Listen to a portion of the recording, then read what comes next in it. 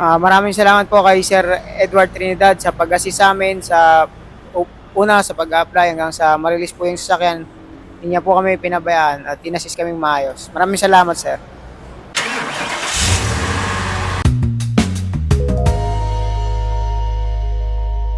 Good Mitsubishi Day everyone! I'm Edward, your salesman for today. At ngayon ay supposedly may i-release dapat tayo. Kaya lang nagkaroon ng problema. Yung client ko po for release today ay sinugod sa ospital. Hindi dahil siya ay may sakit, kundi dahil po siya ay manganganak na. So, hindi ko pa alam kung ano yung discarding gagawin namin. Pero gagawa namin ng paraan yan para matuloy yung release. And baka pumunta na lang kami sa client mismo, magpapirma sa ospital pag kaya niya nang pumirma kasi manganganak na nga siya. At baka dali na lang namin lahat ng dokumento doon or tapos i-deliver na lang namin yung unit. So update ko kayo guys, stay tuned. Thank you so much. Welcome back guys. So naalala nyo ba yung client natin ito for release na hindi natuloy kasi nga nanganak siya, no? So nanganak na nga siya nung Friday. And then kahapon Monday kinontak ako ni client kung pwede daw silang pumunta ngayon Tuesday para i-release yung sasakyan. So yung guys, finally ma-release na natin yung unit. Stay tuned, samahan nyo ako, tara mag-release tayo. Bago namin i-turn over ang sasakyan ay chinecheck kasi sinisigurado muna namin na wala itong dents, scratch, or damage lalong lalo na sa body ng sasakyan. Isa ito sa mga preparations na ginagawa naming ahente bago namin i-turn over ang sasakyan sa aming mga client. So ayan, tapos na natin i-check yung unit. Okay naman, wala namang damage, dent, or defect. So goods na goods yun bago natin turn over sa ating client. So wait na lang natin dumating yung client. On the way na ang client at habang nasa biyahe sila, kakain muna kami ng masarap na almusal. Kasama ko nga pala rito si Bernard, ang aking best friend mula pa noon. At matagal-tagal na nga kami nagpaplastikan. Dito pala kami madalas kumain kila Kapampangan. Kaya pala Kapampangan yung tinawag sa kanya kasi taga Bicol siya. Order na nga ako ng kalahating order ng ampalena, parang isa. Mura na, marami pa. Maya-maya lang dumating na nga aking mga client. Galing pa sila ng San Mateo Rizal. Nga pala si Ma'am Twinkie, yung ating client na bagong panganak. Kaya naman bibilisan natin, baka mabinat pa si Ma'am.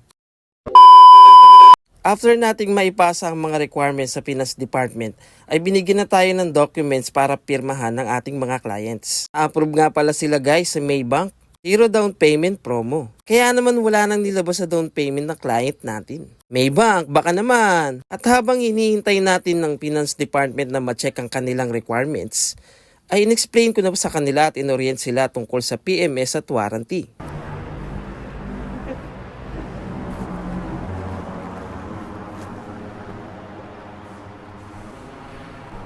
Ginalayan mo pa, voice over lang yan.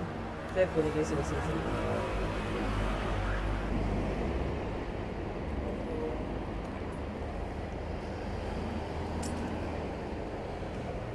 Sir. So ito sir, dipindot na rin siya sir. Tapos pagka i-open. Ngayon, hindi lang siya gagana sir pagka may bukas na pinto. No? Papansin mo, di siya mag-close pagka may bukas na pinto. No? Ito naman sir, ito yung spare key. Saan ko, sir? Ito yung spare po niya. Pag iwalay mo silang dalawa, iwan mo sa bahay. So ito importante rin ito sir, ito yung code niya kasi. Ayan, pagka nagpa-duplicate ka. Ito po.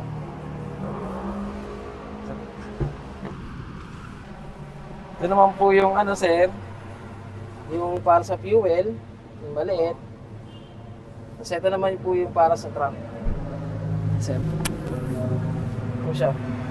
Unleaded sir po, no? Unleaded. Pwede rin naman sir, isusi. Apo.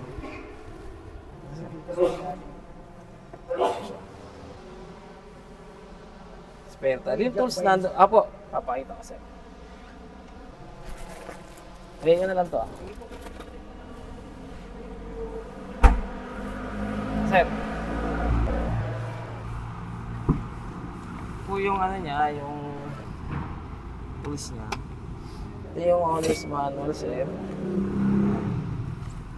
Anak-anak ka, sir. Basa-basahin mo na lang, sir. Ito po yung tools. Tapos, nandun naman po yung jack sa ilalim. Ito. Tapo. Sige, sir. Start mo po. DSD. DSD.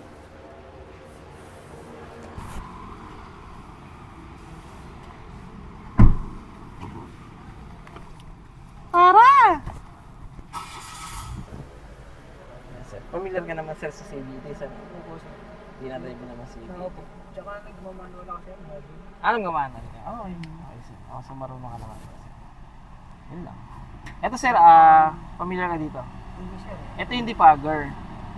Pag naka-on yan, sir, yung sarir mo sa likod mo, na salamin na yan, umiinit yan, sir.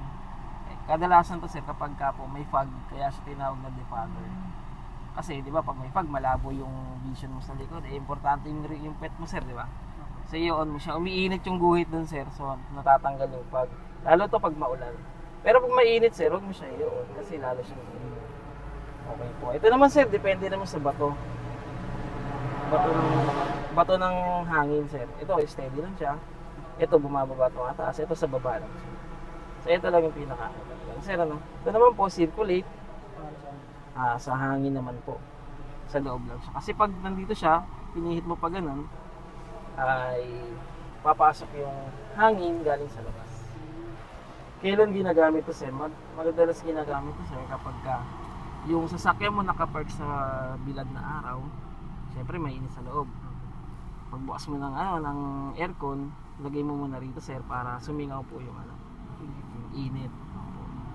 Tapos balik mo na, sir. Pag medyo lumag. Ito naman, sir. Ito yung sa side mirror, sir, nandito. Tingnan lang punta. Nakita mo na. Ayan, sir, po. So, pag nasa, ayan. Ito po sa audio. Nakakontrol po, sir. Station.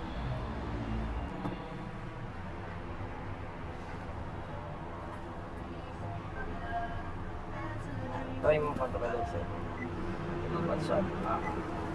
Tapos volume, up, down. Tapos ito, sir, pang ano lang siya. Ito, voice command siya, no? So, pwede po i-connect yung cellphone mo through Android Auto. Pag Android ka, pag naman iOS, Apple CarPlay. Ito, sir, yung cable. Tapos pagka sinara mo naman, eto mga kulang-kulang ng para sa wiper. Kahit ano lang yan, sir, tubig na namasok, pwede na yan. Brake fluid, kulat, yan sa battery. Ilang naman yung kadalasang elemente na ganyan. Ito, matagal pa po kasi yan, sir. Matagal pa naman po. Naabot pa ng ilang taon. At saka yun. Okay po. Tapos pagka sinara mo naman, sir, biglayin mo lang, sir, sa kasi pagka po hindi na siya ginagano. Okay po. Kasi may ilaw, sir. Oo, sir.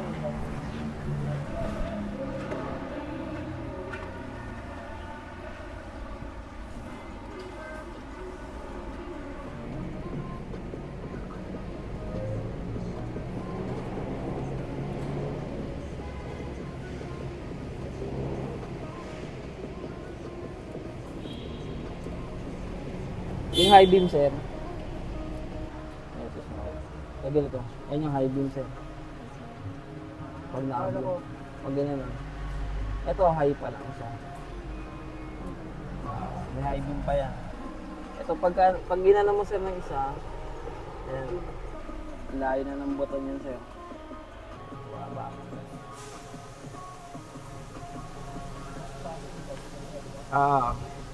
Flasher.